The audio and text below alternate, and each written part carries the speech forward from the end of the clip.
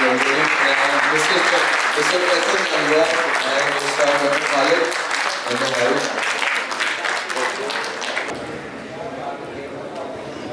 Assalamu alaikum. How we say, how are you? Okay, Ali here? But there was some other addition to that, right? Anyway, I hope you are all well and fine. First of all, I would like to apologize for being late. Yesterday I was cooking for my host the whole day, so I get very tired and sick. Now, actually, I'm not going to make a presentation, a PowerPoint presentation, rather I will just talk, which is this thing I do usually. Before I start, I would like to thank the administration of this prestigious institute for their achievements in a very short time. I guess less than 4 years maybe now. Mr. Faisal Jadwa is one of my best students back in time. I don't know how many years back, maybe more than 20 years, right? And also I have in the audience Mr. Khalid Salim and other friends, other brothers also from the nearest university.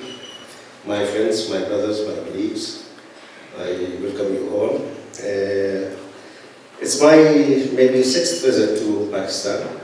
The first visit was exactly before 21 years. And I just remember the first time when I come here in Pakistan. Although I have brothers, friends, and students, but I never felt like a foreigner. I felt like I am home with my own people and in my country. So Pakistan has got a special place in my heart and will continue to be so. Today we are going to talk about Palestine, that I'm sure all of you are familiar with the question of Palestine or the problem of Palestine that was created immediately after the First World War, after the defeat of the Ottomans, specifically.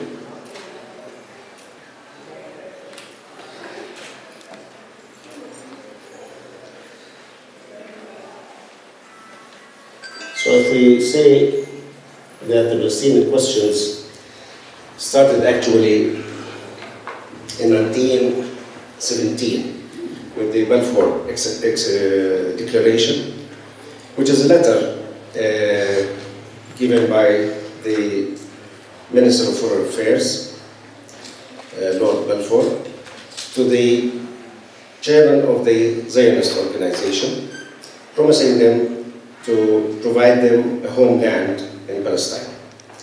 As we all know, Palestine became a British colony after the First World War, and immediately, actually before the mandation, because the mandation of Palestine was officially declared in 1920.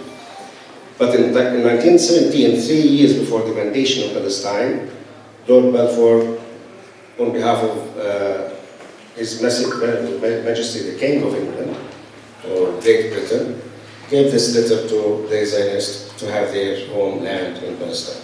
There were many other cases in other countries as alternative to this homeland of the Jewish. But finally, the Zionists, connecting this to a historic reference, they chose Palestine to be their homeland. And it's more than 100 years now. We are suffering from this lawful, let's say, illegal and unlawful letter given by Lord Balfour, because they have promised the land that they don't own to a people that they have no connection. Okay? Of course, I'm not going to go through the historical background of but this is the basic thing in the Palestinian issue. And from the early 20s, the British, who was the main power in Palestine as a colonization power, a mandate power, they facilitated the immigration of all Jews around the world from all the continents into Palestine.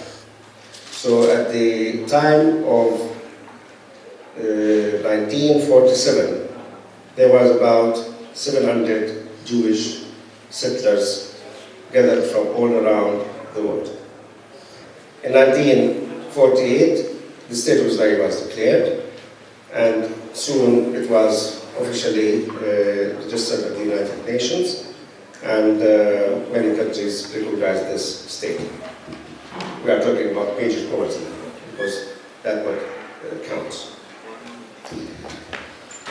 In 1948, more than 750,000 Palestinians were forced to flee their lands, their homes, their properties, under force, under direct attack, during the period of the 30s and 40s. There were terrorist organizations, terrorist Zionist organizations, and famous organizations were Haganah and Stern. Those were, and Bamach as well, those were organizing attacks on Palestinian villages,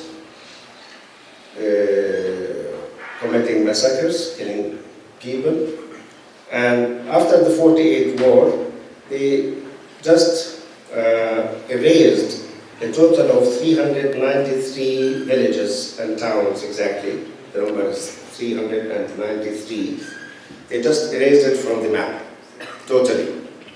So all these people, Palestinian people, were forced out of their lands, out of their homes, out of their properties, and they become refugees the first time in 1948. So almost half of the Palestinian people at that time, they just woke up the next day as refugees, scattered in other parts of Palestine, and from North Palestine, some of them just fled to neighbor countries in Lebanon, mainly, and in Syria. And we had struggle started ever. The British were actually in control.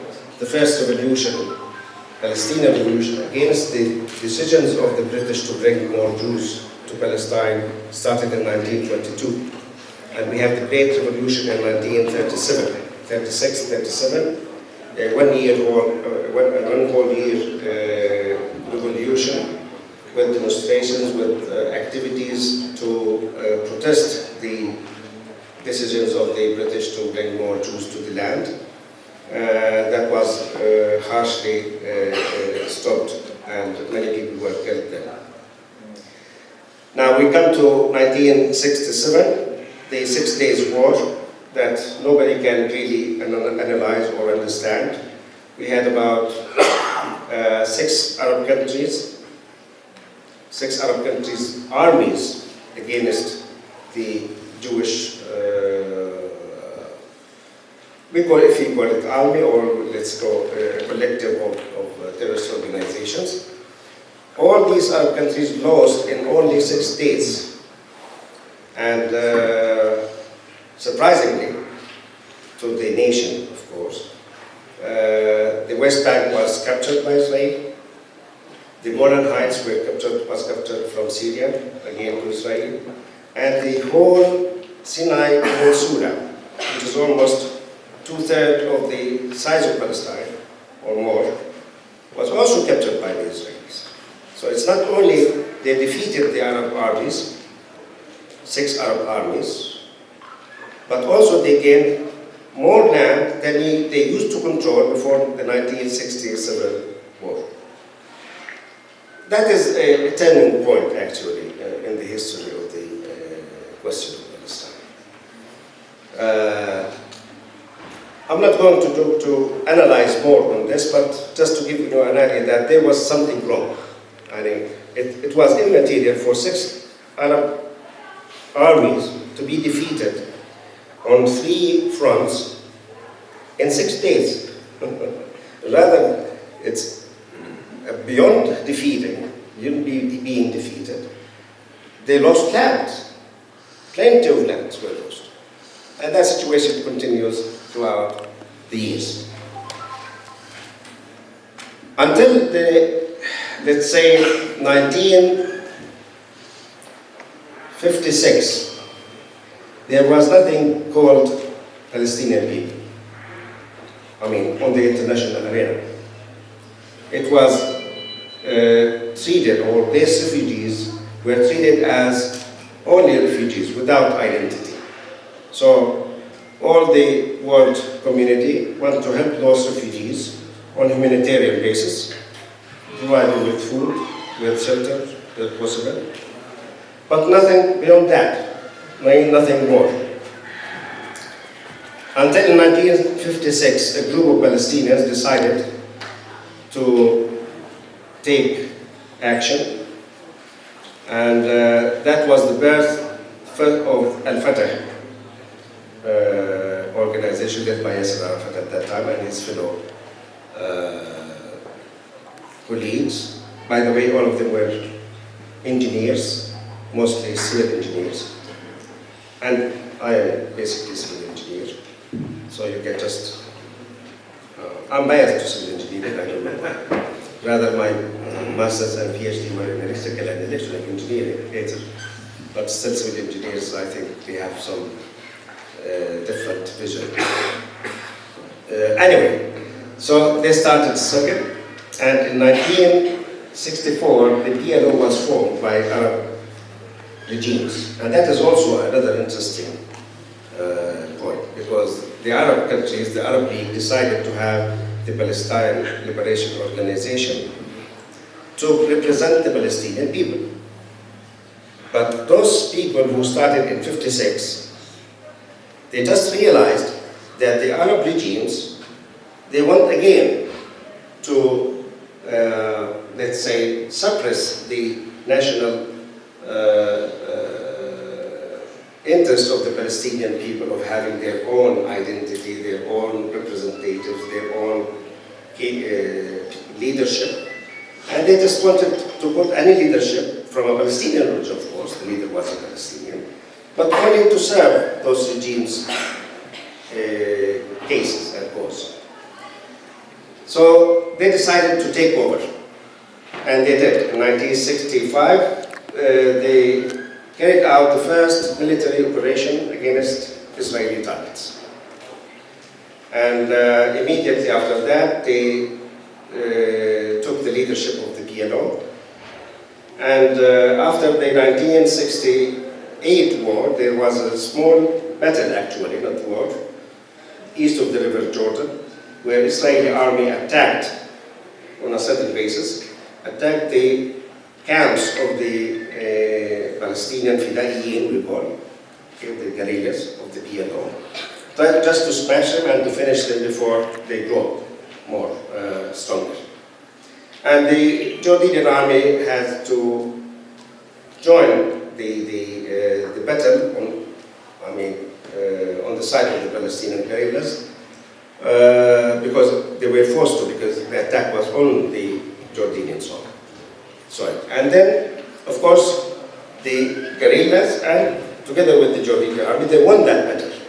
That, if you can just imagine 6 armies against the same Israeli army lost in 6 days, but in 68, Israel was begging for a ceasefire after 2 days only. You just imagine how things can be manipulated and happen. After which the PLO gained much more popularity, and too many Palestinians started to go and join different fractions of the PLO.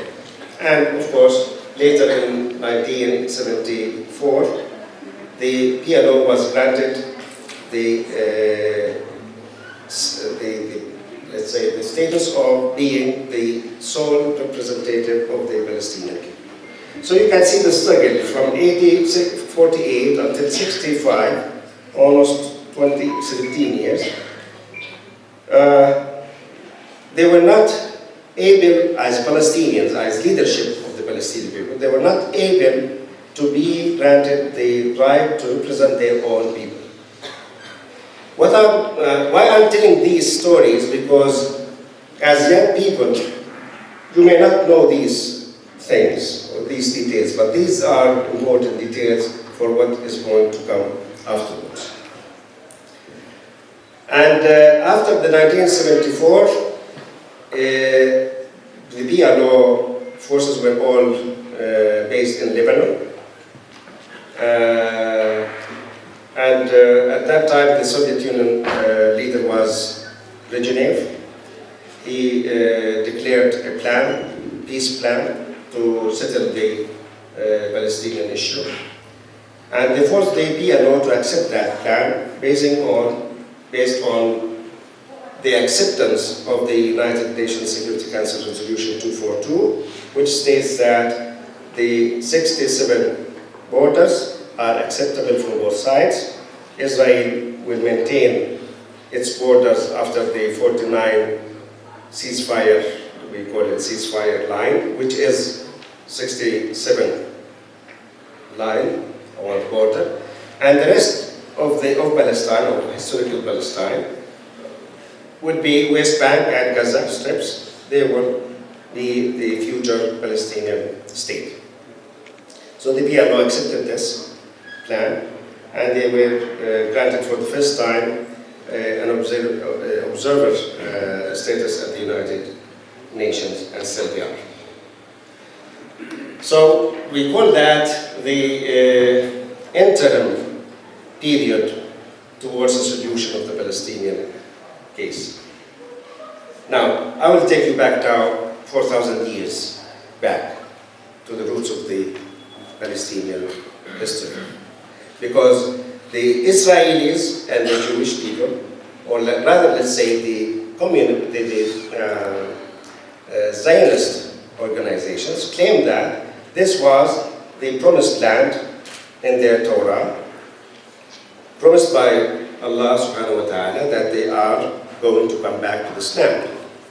But in history, 4000 BC, the first inhabitants of that land were Arab Canaanites. You know, Arab tribes started to migrate from the Arabic Peninsula towards the north. North of the Arabic Peninsula is called Bilad al-Sham. It was then, before the Prophet, ﷺ, and still until now we call it Bilad al-Sham. And officially it was also registered at Bilad al-Sham during the Ottoman Empire time. So many Arab tribes went into the north. The Canaanites, the Arab Canaanites, many tribes coming together, they inhabited the historical Palestine as we know it today. One of these tribes, because then they formed city-states, like autonomous city-states. I mean, they were not collectively ruling the whole land. Rather, each tribe ruled one city that they built by their own.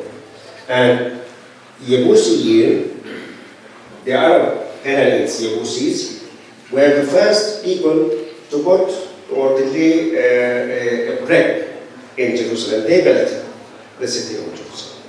That was 1,300 years before Ibrahim a.s. went to Palestine.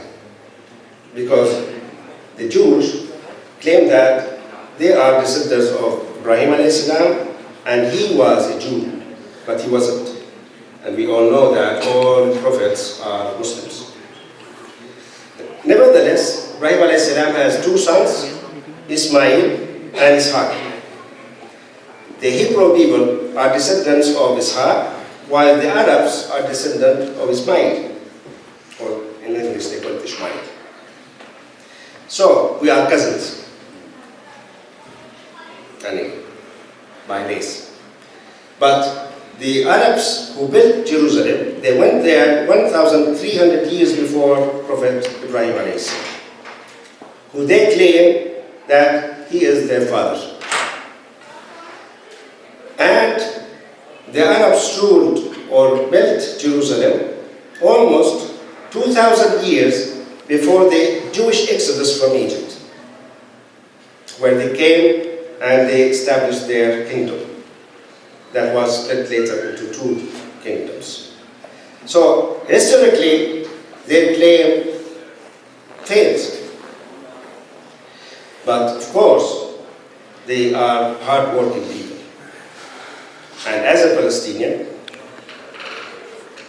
as I consider them the enemy, but I admire their work. And I always tell this to any people who I have a chance to talk to, that this is exactly what we lack as Palestinians, as Arabs, and as Muslims. We do not have the enough determination to defend our causes. Not in Palestine, not in Kashmir, not in Uyghur, in China, not anywhere else, not in Bosnia. We are always the weak side. Why? This is a question that has to be raised. This has too many details to discuss. But rather, I admire the Jewish, of their determination, their service to the cause they believe in. And that's why they are successful. And because we don't have the same determination and belief, we are weak. Forget about the size or numbers or population. Jewish are only 14, 15 million in the whole world. And Muslims are 1.6 billion. Nevertheless, we go back to the Palestinian issue. It's a long history, but I just wanted to highlight some important part of this history. So after the Palestinians accepted the interim plan of getting back the West Bank and the Gaza Strip, negotiations started secretly between both sides until Israel invaded Lebanon in 1982. And there also another example of determination and struggle of the Palestinian people. The PLO fighters, we call Fidaiyin, withstand 82 days against the most powerful army in the region. 82 days, while 6 Arab armies, 6 days only. So it's a matter of belief, faith, determination, and let's say preparation for the war or the battle. But after that, they were forced by the international community and the great powers of the world, who rules the world, to abandon their base in Lebanon and to just get out of there with their fighters. But then those fighters were spread on 7 different countries, Arab countries, starting from Algeria, Libya, Tunisia, Sudan, Yemen, Iraq, and others. So they lost their military base in Lebanon. That was the base for struggle against Israel. And it continues like this, with too many difficulties of running the organization, because many Arab countries also cut the support, the financial support that they were given to the organization. Unfortunately, of course, people are right when they say there were many corruption in this organization. Yes, true. There were many corruptions. And this is what part of our weakness. In all of our countries, regardless, and not taking one in particular, corruption in governance is one of the basic problems that we face as Muslim nation. and Palestinians are part of this nation. Although, of course, they were in corruption, but at the same time, they were struggling. There was a struggle against the Jewish, or let's say, Zionist ambitions in the region. Until Saddam Hussein invaded Kuwait in 1990. There, of course, we all remember the coalition led by the United States and Britain, Great Britain, to force the Iraqi army out of Kuwait. And there were numbers of United Nations Security Council resolutions in this regard. There, the Palestinian Liberation Organization, led by Tayaeer Alshanableh, made a statement saying that, okay, this is the occupation of another country, and the occupation shall end. But what about Israel, who occupied our lands for the last 27 years at that time, maybe, or something like this? Because of this statement he made, 450,000 Palestinians were kicked out of the Gulf countries, including Saudi Arabia. It's a huge number, because those people were the people who actually built those countries in education and under infrastructure and all aspects of life, of course. They lost everything. So they become refugees for the third time. So many of them went back to Jordan or to Syria or to Lebanon, but with no job, with no benefits from their tens of years of hard working in the Gulf region. They were punished because of a statement made by the leader of the PLO connecting the occupation of Kuwait to the occupation of Palestine. But this is true. I mean, if the United Nations Security Council decide to end the occupation in one region, why not in the other one, who is in history older than that crisis or that occupation? But it's again the balance of power. We are weak, they are strong, so they dictate their own agenda. So after the 1990, let's say, first Gulf War, the pressure on the Palestinians were increasing tremendously. Until they come to a point, the headquarters of the PLO was based in Tunisia, in Tunis. They were informed by the Tunisian leadership that after this year, your contract will end, and you cannot stay here anymore. Okay? No one Arab or Muslim country accept the idea of shifting the headquarters of the PLO to their country. So where shall we go? Just imagine. You cannot go to Palestine, you are forbidden there. You cannot go to any Arab country or another Muslim country in the neighborhood. So it's the end of it. No way out. So they were forced to accept the Madrid conference starting in 1991 to have negotiations again and put the solution on track. They accepted that. But look at here, they were not granted the position to speak on behalf of the Palestinian people. They were part of the Jordanian delegation, which they started again to struggle to gain this right.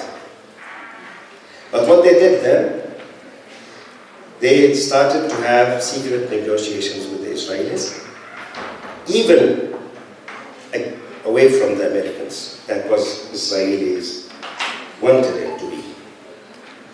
So they had negotiations in Oslo, in Norway, for more than a year. And that was resulted in the well-known Oslo Agreement in 1993. And after that, and this was, of course, another turning point in this struggle, And that was, of course, a clever move by Arafat because they had no other option, no other place accepting them. I'm not defending Arafat. He has too many issues. But as the leader of the PLO, he had to take the hardest decision. So after the agreement, in 1994, they were granted the right to go back to Palestine. On the basis that there will be an interim period, 5 years, after which the Palestinian state will be declared and the final solution will be achieved. But of course, that's not the case, we know, because the Israelis never intend to have peace with the Palestinians. And this is why we call it the unachievable settlement. Why? Because the powerful side decided not to have a settlement. All they are looking at or seeking for is to gain more time as much as possible by negotiations or otherwise, and to create a de facto on the ground, which we are going to witness. I'm going to give you just some figures.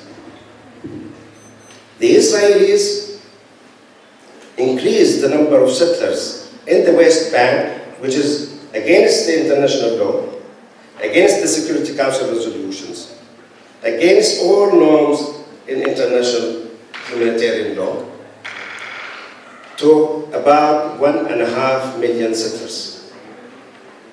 Sorry, 1 million settlers. 300,000 of them are in East Jerusalem alone. The part of Jerusalem that was supposed to be part of the Palestinian state. And about 700,000 settlers in the rest of the West Bank. All of them are illegal. All countries in the world accept that those are illegal, including the United States, apart from the Trump administration. For a short period of time they said it's legal, but now again the American administration went back to the previous situation. So they are creating de facto on the ground. They are building more settlements, bringing more settlers, Jewish settlers, because if you are a Jewish, regardless of your origin, regardless of your place of birth, regardless of your nationality, you have the right to come back, as they say, come back to the promised land and be a citizen with full rights. But the original inhabitants of Palestine, the Palestinians, although there are Security Council resolutions defending their right to return back to their homelands, they are denied this right. You don't have the right even to visit. I hope if we can make some connection, but anyway, I did ask for it. I was born in Palestine myself, in a small village called Taluza, northeast of Naples, the second largest city. And I left Palestine at the age of 4 years old. I never got the chance to go back. In 2000, we had the chance. I was a lecturer at one university that our brothers here graduated from. And I was in the administration as well. So we had an official invitation from a privileged Palestinian university called An-Najah University. The rector of that university, the president of that university, sent us an official invitation by name. It was Dr. Shalom Bektash, you all know and remember, and me. And the Israeli embassy in Ankara refused to give us visa. Why? Because the invitation was from a Palestinian university. Why? Because they control the land. There is no meaning of having a Palestinian authority in the West Bank while the Israelis are controlling everything. Even the so-called President Abbas, I call him the so-called president because we had no elections for the last 15 years in Palestine. And they don't want us to have elections, the Israelis. Even Abbas has to get an approval from the Israeli military authorities to get out of the West Bank or to come in. Can you imagine what kind of sovereignty we have? They call it Palestinian state. And it's recognized by more than 140 countries around the world. But yet, there's no sovereignty, no self-determination. So, the second time I had a chance to go there and visit my own village was in 2014. That was immediately after I was appointed as ambassador of the Turkish Republic of Northern Cyprus to Kyrgyzstan, if you know Kyrgyzstan, a very nice country. And I had to take a special permission from my minister to go and join the conference that I was invited to attend officially by the Palestinian government. Yet, I was denied the right to cross the border from Jordan to Palestine because the Israelis did not issue that permit. In 2009, after the Savage war against Gaza, where more than 4,000 Palestinians were killed, half of them children and women, I was visited by an Israeli journalist from a well-known newspaper called Haaretz. This newspaper represents the socialists of Israel, the leftists, or the liberals, call them what you want. He was a young journalist comparing to me. And he was speaking very good Arabic. Most of them do, actually. And this is why we admire their heart. Anyway, he just came and he didn't came directly to me. He was guest of the government of Northern Cyprus. He visited the president, the prime minister, and then the minister of foreign affairs. They called me, my friends there, before I joined the Ministry of Foreign Affairs. They said, we have an Israeli journalist. He wishes to meet you. Would you accept us coming? I said, yes, why not? There's a saying in Arabic that مش راح آكله ولا هو ياكلني. That means I'm not going to eat him, rather he is going to eat me. Let him come. So he came. Why I'm telling this story just to illustrate that during the last, how many years now? Since 42, 48? It's more than 73 years, right? 44 years rather. What they tried to do actually, and what they were counting on, is that the new generations will just forget about Palestine. Because there are 7.5 million Palestinians living in the diaspora all around the world. Half of the population of Palestine, in total we are 15 million. 7.5 almost inside Palestine, either Israeli citizens, 1.3 million, or 3.5 million in the West Bank, and about 2 million in Gaza Strip. So they were counting that the new generations who live outside Palestine will forget about Palestine. But this is not the case. My son, my daughters are more determined than I am when it comes to Palestine. So I keep a small portion of soil of my village that I was born in a jar. And it was in my office. You remember my office, it was on the back of my office. So when he came, he said, where you are from? I said, from Palestine. He said, okay, where are you from? I said, village near Naples. He said, okay, name it. I said, just a minute, I will show you. So then I took the jar and I showed him. He said, what is this? I said, this is the soil where I was born, and you just forbidden me from going even to visit. But you are not going to understand this feeling. because you have to live it, to experience it, in order to understand. They wanted us to forget. They wanted us to just quit, but it's not happening. And this is misfortune. Had it been another people, maybe, I don't know, they would have peace and have their own country. But it's not the aim of the Zionist organizations. The aim of the Zionist organizations is to create what they believe to be the promised land of God. And the promised land of God is Greater Israel. And Greater Israel is bordered between the Euphrates in Iraq and the Nile in Egypt. All this region in between should be the Greater Israel. And they are working hard towards reaching that goal. And actually they are very close. They are very close. Closer than ever. I'm planning to write a book on how an enemy transforms into a friend. And this is exactly what happened with Israel.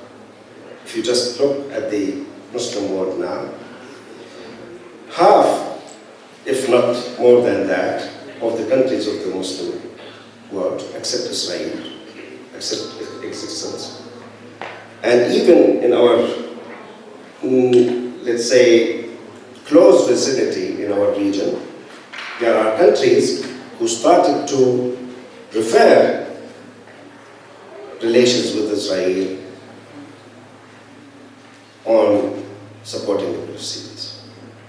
And they are claiming this very clearly, very loudly. You know that now the Israelis have military bases, or are going to have military bases, in many countries in the region. So if this is not occupation, this is domination. One of them. And the future would be, after dismantling these national countries, like they did in Iraq, the state is dismantled totally. In Syria, in Yemen, in Libya. In Egypt, they were about to, but after they bring the man they want, there's no need. So, all the national states in the region could be dismantled in just 23 years from now. Then we could have a new formation that we can call it United States of Middle East, let's say. And the federal government is Israel. That is Greater Israel. They don't have to call it Israel at this stage. But maybe 20, 30 years from now they will. If we continue in the same way, if we continue being the weak, then we cannot prevent them from achieving their goal. The Oslo Agreement was a must, and it was the only way out of the dilemma at that time. The Palestinians were left no chance but to accept the Oslo Agreement, not because it was a good agreement, but because there was no chance of denying it. And it was clever from the leadership then, only Arafat, not the whole leadership, because I think he took the decision by his own,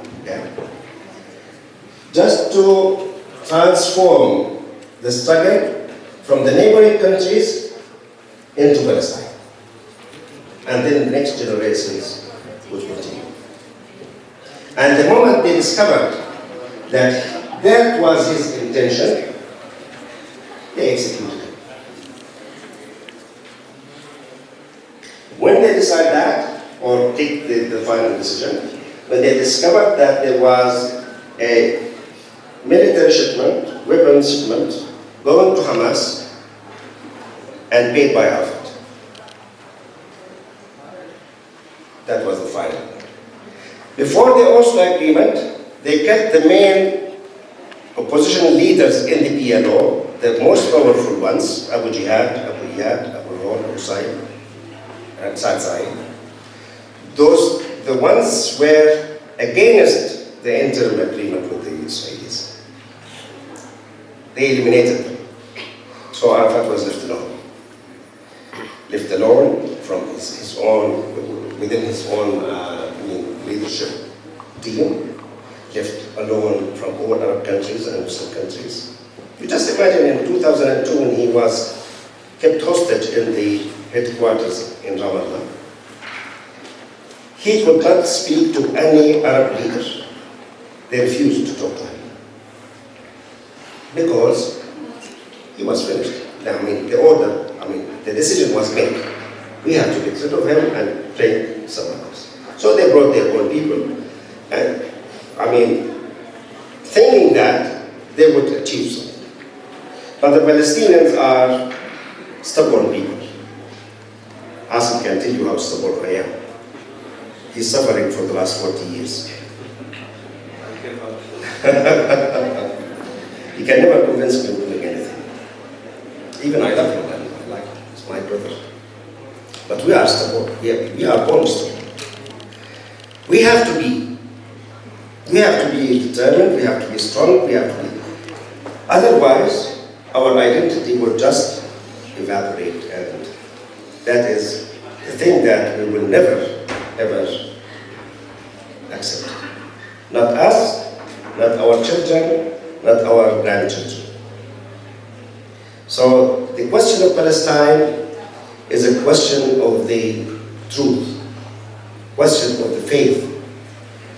Don't listen to any other ideas. It's not racist. It's not about the race, it's not about the region, it's not about geography, it's not about anything else. All disputes in this world are based on faith. And whoever says something else, I challenge you. With proofs, not with emotions. In Kashmir it's the same. In China it's the same. In Arakan it's the same. In Bosnia it's the same. In Cyprus it's the same. Cyprus is divided since 1974. Negotiations to settle the Cyprus problem started in 1969, more than 50 years, and still ongoing, because we are not going anywhere. It's based on the faith. In 2004, Kofi Annan prepared a settlement plan on the island. And this plan was prepared by teams from the Greek side, from the Turkish side, from Turkey, Greece, and the United Nations.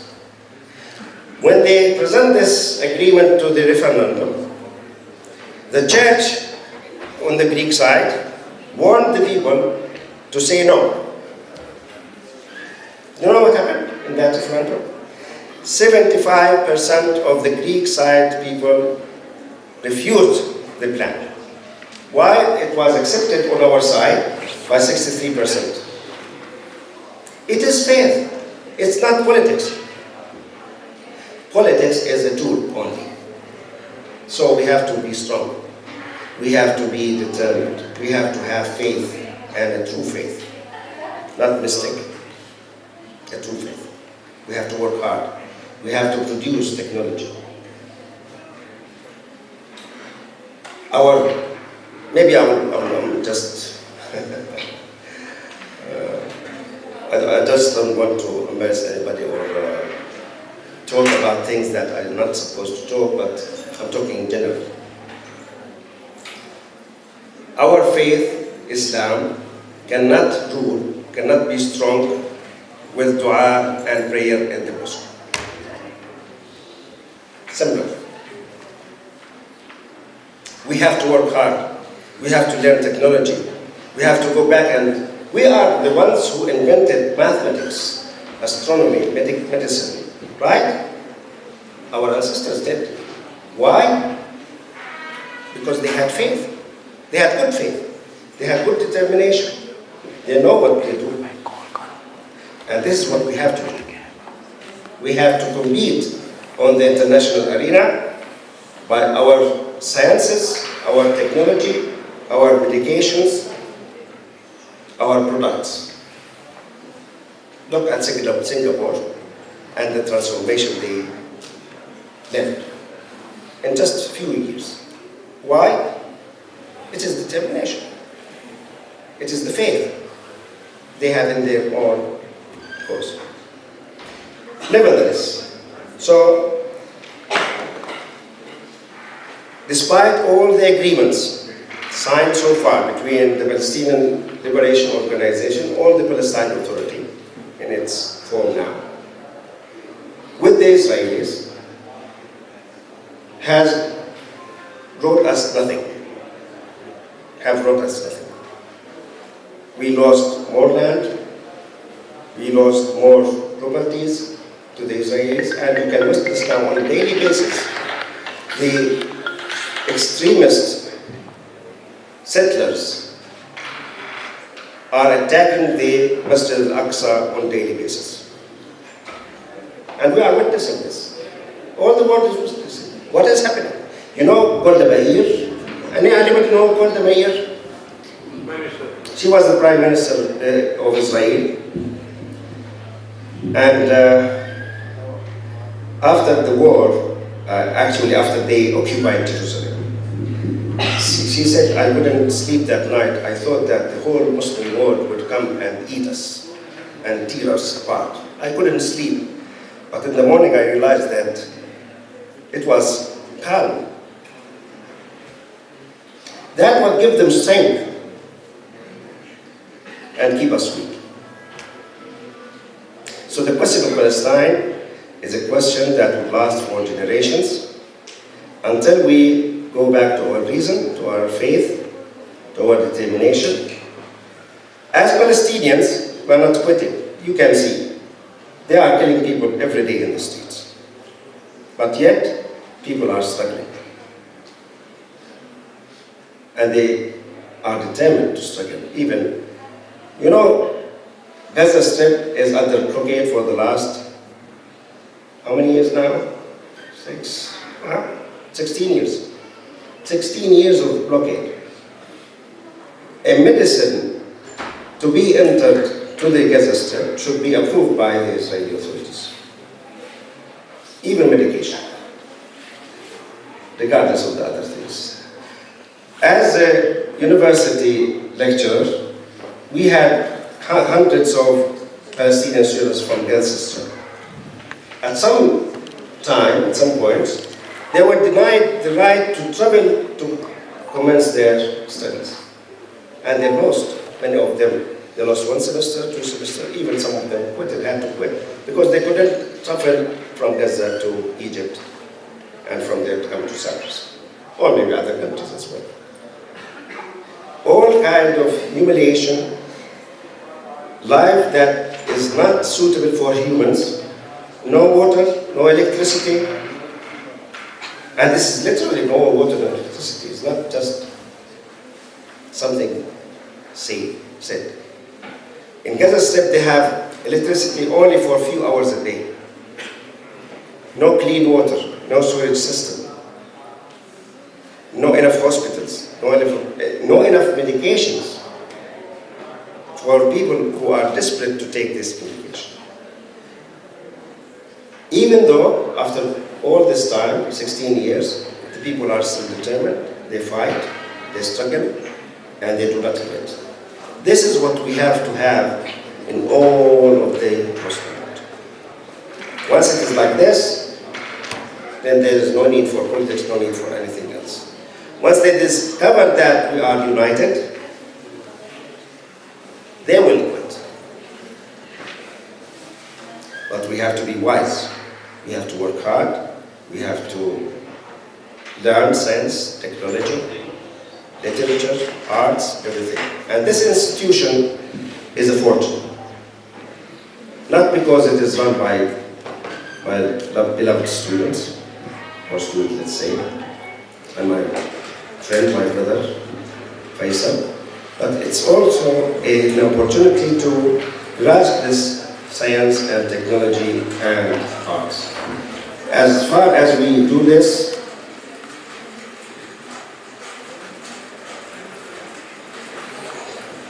I'm finishing in 5 minutes. But don't look at the watch. All right. Hassan is always saying that this man can talk forever. I don't agree with him. I can talk much, but not forever. I've been stopped. Anyway, I think you have a general idea about what we call the question of Palestine. There is no way out, but if we prepare ourselves, be strong, and prove that we are capable of running our own business, in short.